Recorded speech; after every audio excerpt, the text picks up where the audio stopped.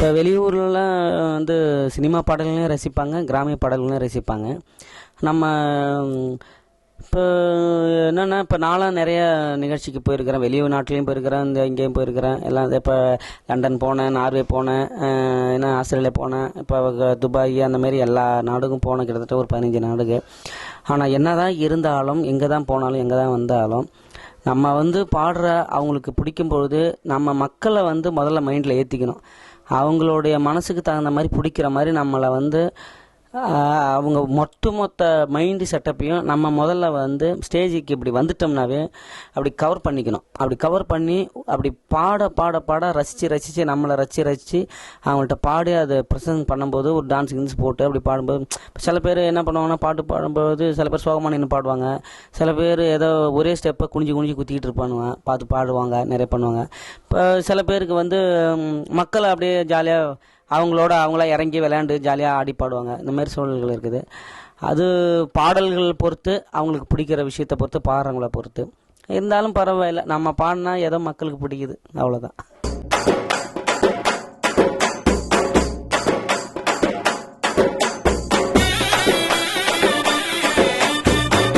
இப்போ நாட்டுப்புற பாடல்களை சில பேர் வந்து கருத்து சிந்திக்கிறாங்க. ஏன்னா நாட்டுப்புற பாடல்னால் குத்துப்பாட்டு, இல்லைன்னா ஒரு மாதிரி இரட்டை வசனங்கள் இருக்கும் அப்படின்லாம் யோசிப்பாங்க.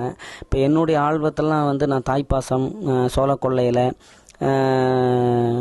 தொப்புள் கொடி, இந்த மாதிரி ஏகப்பட்ட கிராமிய ஆல்பங்கள் இருக்குது. இப்போ குழந்தைகளுக்காக 40 பாடல்கள் வெளியிட்டிருக்கேன், எல்லா கடையிலையும் இருக்குது. ரொம்ப நான் ஒவ்வொரு விஷயமும் ரொம்ப சிறப்பான விஷயம்தான். ரொம்ப அதாவது நான் தான் அப்படி இருக்கிறேன்னு ஒழிஞ்சு என்னுடைய வெற்றிகளும் என்னுடைய விஷயங்கள் எல்லாமே மக்கள் போய் சேர்றது வந்து ஒரு நல்ல ஒரு பிரமிப்பாகவும், அவங்க மக்கள் மத்தியில் நான் இருக்கிற ஒரு சந்தோஷமாக தான் நான் இருக்கிறேங்கிறது எனக்கு நிறைய இடத்துல நான் பார்த்துக்கேன், தெரியும். ஆனால் இருந்தாலும் என்னுடைய ஆல்பங்கள்லாம் வந்துட்டு இப்போ ஒரு தாயை பற்றி நான் பாடியிருப்பேன். அந்த பாடல்கள்லாம் இன்னமும் சொல்கிறாங்க. எத்தனையோ பேர் அழுதுருக்காங்க. ராஜா சாரே அழுதுருக்காரு, கங்கைமர் சார் அழுதார் ஒரு மேடையில், அனுராக் ஸ்ரீராம் மேடம் வந்து என் காலிலே விழ வந்துட்டாங்க, மனோஜ் சார் அழுதார். ஏன்னா அந்தமாரி நல்ல நல்ல பாடல்கள்லாம் இருக்குது. ஏன்னா நம்ம சொல்கிற விதங்கள் தான் இருக்குது. அதான் இப்போ எதை சொன்னாலும் அதை இப்போ ஒரு படத்தில் நான் பாடிருக்கிறேன், மருதுவேல்னு சொல்லிட்டு. அதனால தான் நான் என்னுடைய பார்வையில் நான் எதை பேசினாலும் அது அப்படி தான் இருக்கும் அப்படிங்கிறதுக்காக நான் சொல்ல வரேன். எதுவுமே வந்து ரொம்ப சீரியஸாக பார்க்கக்கூடாது, எதுவுமே வந்து ரொம்ப விளையாட்டாகவும் பார்க்கக்கூடாது.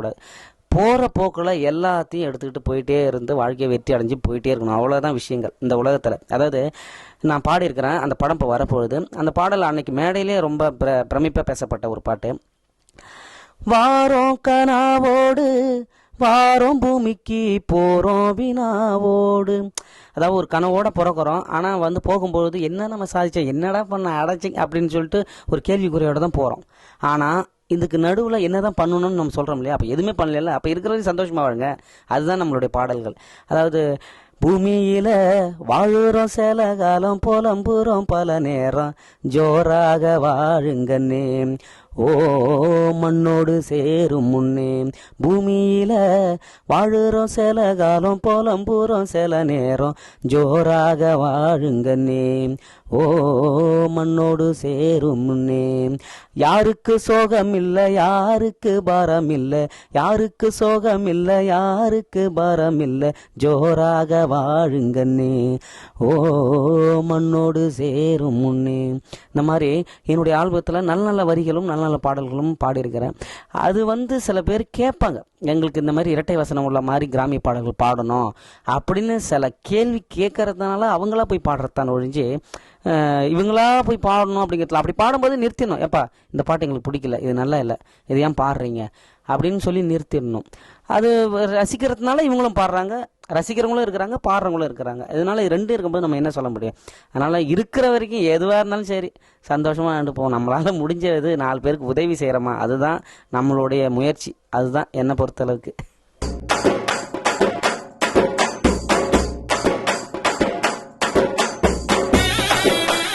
எல்லாருக்குமே ஒரு பிடிச்ச ஒரு பாடகர் அப்படின்னு சொல்லி இந்த திடீர்னு யாரை கூப்பிடலாம் அப்படின்னு சொல்லி வேல்முருகன் அப்படின்னாக்கா சூப்பர் ஓகே அப்படின்னு சொல்கிற லெவலுக்கு நான் இருக்கிறேன்னு நான் அவங்க சொல்லி கேள்விப்பட்டிருக்கிறேன். அதாவது அவங்களுடைய மேனேஜர்கள் எங்களுக்கு சொல்லுவாங்க, நீ என்ன வேலை நம்ம சைடில் இருந்து உனக்கு தான்னாக்கா அது மீறாது அப்படிம்பாங்க. ஏன்னா வேல்முருகன் பாடுறது ஒரு பக்கம் இருந்தாலும் அவனுடைய பழக்க வழக்கங்கள் எங்களுக்கு எல்லாருக்குமே பிடிக்கும்னு ஜேம்ஸ் சாரும் எத்தனையோ மேடையில் சொல்லியிருக்காரு, ராஜா சாரும் சொல்லியிருக்காரு, வித்யாசாகர் சார் சொல்லியிருக்காங்க, ஜிவி சார் சொல்லியிருக்காங்க. அதுமாரி எல்லாருக்குமே இப்போ எல்லார் இசையமைப்பாளர்களுக்கும் நான் என்ன பிடிக்கிறது காரணம் என்னென்னா, நான் என்னென்னா நம்ம பாடிட்டோம் அப்படிங்கிற மாதிரிலாம் இருக்க மாட்டேன். அதே மாதிரி நம்மளுடைய திறமை தான் உலகத்தில் பேசப்படணும், நம்ம பேசக்கூடாது. அதே மாதிரி நம்ம வந்து நம்மளுடைய பழக்க வழக்கங்கள் எந்த அளவுக்கு நல்லா இருக்குதோ அந்த அளவுக்கு தான் அவங்களும் நம்மளை வந்து பார்ப்பாங்க, ரசிப்பாங்க, பாராட்டுவாங்க. எடுத்தவுடனே நம்ம பண்ணுற பந்தாவில் பார்த்துட்டோம், சரி சரி சரி ரைட்டு ஓகே அவ்வளோதானே அப்படின்னு சொல்லிட்டு போயிடுவாங்க. அதனால் நான் என்னுடைய எல்லாருக்குமே பிடிச்ச ஒரே ஒரு விஷயம், என்னுடைய பழக்க வழக்கங்கள் வந்து எல்லார் இசையமைப்பாளர்களும் ரொம்ப பிடிக்குங்கிறது நான் நிறைய டைம் கேள்விப்பட்டிருக்கேன், எல்லாரும் சொல்லியிருக்காங்க. அதனால் அவங்களுடைய அப்படியேப்பட்ட விஷயத்தில் நான் இருக்கிறங்கிறது எனக்கு ரொம்ப சந்தோஷம்.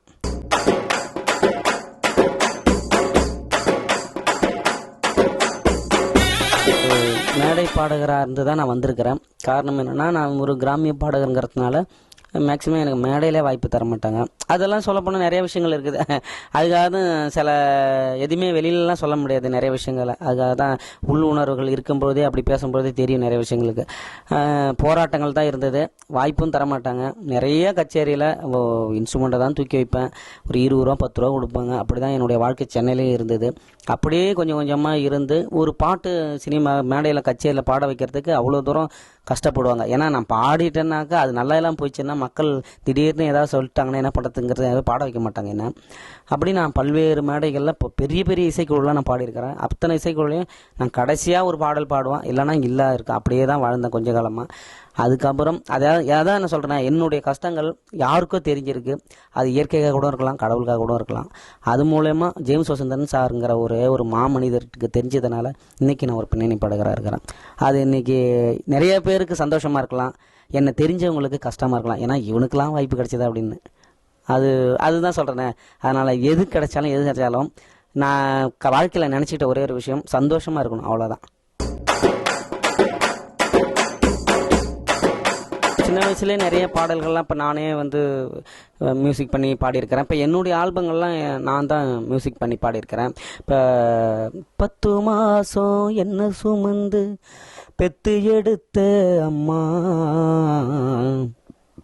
ஓம் பாசத்துக்கு முன்னாலே எல்லாமே சும்மா, ஓ ரத்தத்தை எல்லாம் பாலா தந்து பொத்தி வளர்த்த அம்மாவும் அன்புக்கு முன்னாலே ஆகாசம் சும்மா, எறும்பு அண்டாம தூசு தும்பு சேராம தொப்புள் கொடி அறுத்தெடுத்த அம்மா, கண்ணோரக்கம் பாராம கஞ்சி தண்ணி இல்லாம பாலும் சோறும் ஊட்டி வளர்த்த அம்மாவோ அன்புக்கு முன்னாலே ஆகாசம் சும்மா, ஓ அன்புக்கு முன்னாலே ஆகாசம் சும்மா. இப்போ இந்த பாடல்லாம் வந்து நான் தான் என்னுடைய கம்போசிங் தான். அந்தமாரி ஏகப்பட்ட பாடல்கள், எத்தனையோ பாடல்கள், கிட்டத்தட்ட 40 பாடல்கள் இப்போ நான் மியூசிக் பண்ணிட்டு நான் தான் அந்த குழந்தைகளுக்காக. அதுமாரி எத்தனையோ இருக்குது. ஆனால் சினிமாவில் இசையமைக்கணும், ஏன்னா நான் சினிமாவில் பாடணுன்னே நினச்சதில்ல, ஆனால் இயற்கை அமைஞ்சது.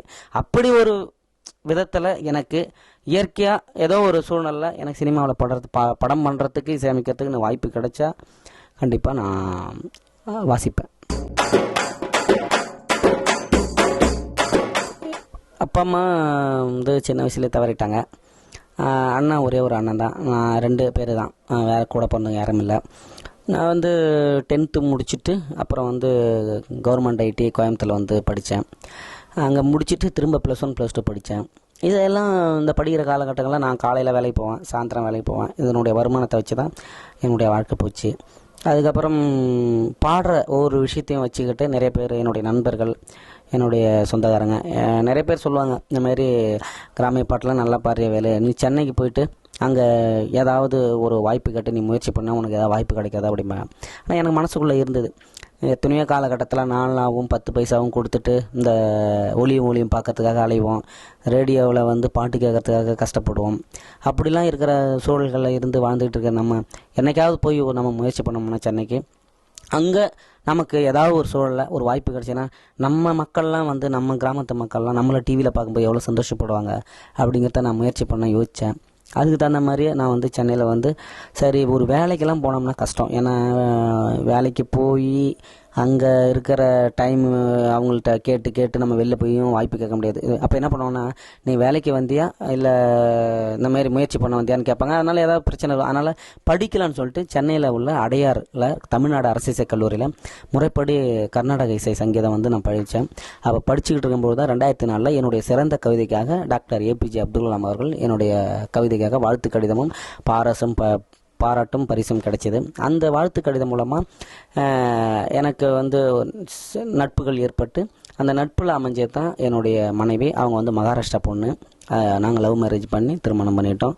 அவங்க படித்து முடித்த உடனே திரும்ப நானும் டிப்ளமோ மியூசிக் காலேஜ் படித்தேன், அவங்களும் டிப்ளமோ படித்தாங்க. அப்புறம் என்னால் எம்ஏ வரைக்கும் தான் திரும்ப யூனிவர்சிட்டியில் கரஸில் பண்ண முடிஞ்சுது. சரி, அவங்கள ரெகுலராக படிக்க வைக்கணுன்ட்டு எம்ஜிஆர் ஜானகி மகளிர் கல்லூரியில் பிஏ முடித்தாங்க, எம்ஏ முடித்தாங்க, இப்போ எம்ஃபில் முடிச்சிட்டாங்க. அவங்க இப்போ பிஹெச்டி சீக்கிரம் பண்ண போகிறாங்க. அதுக்கப்புறம் நானும் சினிமாவில் பாட ஆரம்பித்து இப்படி என்னுடைய வாழ்க்கை பயணமும் போயிடுச்சு. இப்போ வந்து காலேஜ் இப்போ தான் முடித்தாங்க. அவங்க பேர் வந்து கலா. நல்ல ஒரு சிறந்த ஒரு வாழ்க்கையாக அமைஞ்சிருக்கு. இவ்வளோ நேரம் என்னுடைய அதாவது சினிமா வாழ்க்கை இந்த பயணத்தை வந்து சொன்னதை வந்து நீங்கள் கண்டிப்பாக பார்த்து ரசிச்சிருப்பீங்கன்னு நினைக்கிறேன். இந்த ரசித்த அத்தனை நம்மளுடைய பிஹைண்ட் உட்ஸ் நேயர்கள் அனைவருக்கும் எனது மனமார்ந்த நன்றி தெரிவிக்கிறேன். நன்றி, வணக்கம்.